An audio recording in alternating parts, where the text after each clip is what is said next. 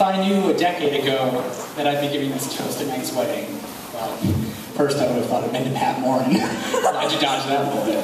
Kate looks much better in a dress. I feel pretty special and I'm honored that Meg asked me to give this toast.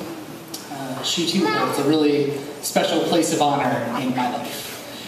I'm not even sure if Kate knows this, but Meg was my first. It was a Tuesday afternoon, February 11th, 2003 to be exact, in the lobby of our high school auditorium. I met her after school. There were windows everywhere. I seduced her with poetry, and then it happened. I came out to her.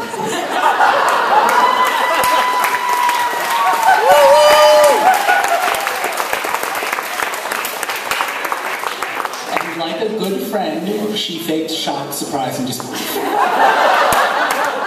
And let me have my moment. You see, Meg was sort of a pioneer in those days. She was the first person who showed me that it was okay to be gay, that life would go on, that friends would remain by your side, and that we could make it through this difficult time for better, stronger. And for that, I'm forever grateful. Meg and I actually have many firsts together. My first boy-girl sleepover at her mom's house. No, I don't really see what the big deal was with our particular group of friends. Meg was my first prom date. I vividly remember trying to match a swatch of her periwinkle dress to a paisley vest in the tuxedo store. My mother didn't know I was gay then. I had no idea.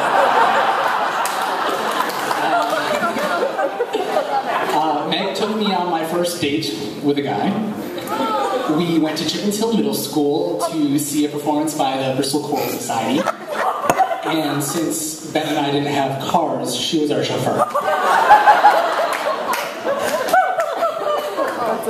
She and I also saw Wicked together for the first time on Broadway, which if it doesn't bond two people for life, I don't know what does. Oh wait, marriage. Why we're all here.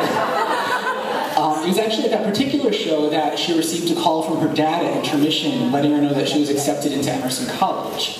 News that would influence both our lives. It was actually because of Meg that I set my sights on going to school in Boston. I was with Meg for my first Boston Gay Pride and Parade and after party, where I spent the bulk of the evening curled up on her bedroom floor because I was an unexperienced imbiber. Whoops. And her sink didn't have a garbage disposal.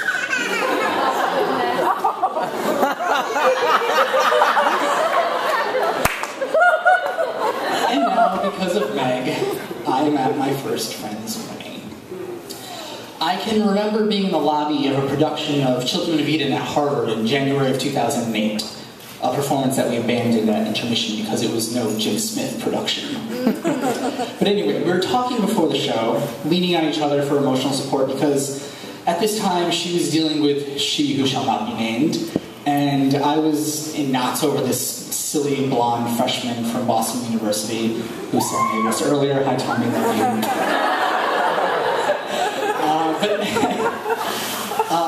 But I remember wishing for both of us that we would find someone who was on the same page as us, someone who complimented us, since she and I couldn't date each other.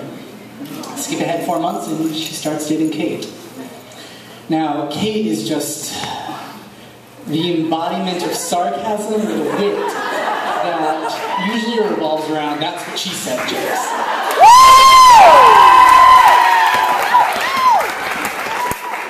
At her core, she's just a sassy black woman with the soul of a gay man. Who loves her box so wide? So that means she's Meg's perfect counterpart. So, as we celebrate their marriage today, I want to simply say that their love inspires me. Their commitment to each other is something to aspire towards. And even after 10 years, Meg, you're still a pioneer among our friends, and I couldn't be happier for the both of you. Love and cherish each other and your time together. And I hope you continue to give each other the greatest pleasures that life has to offer. That's what she said.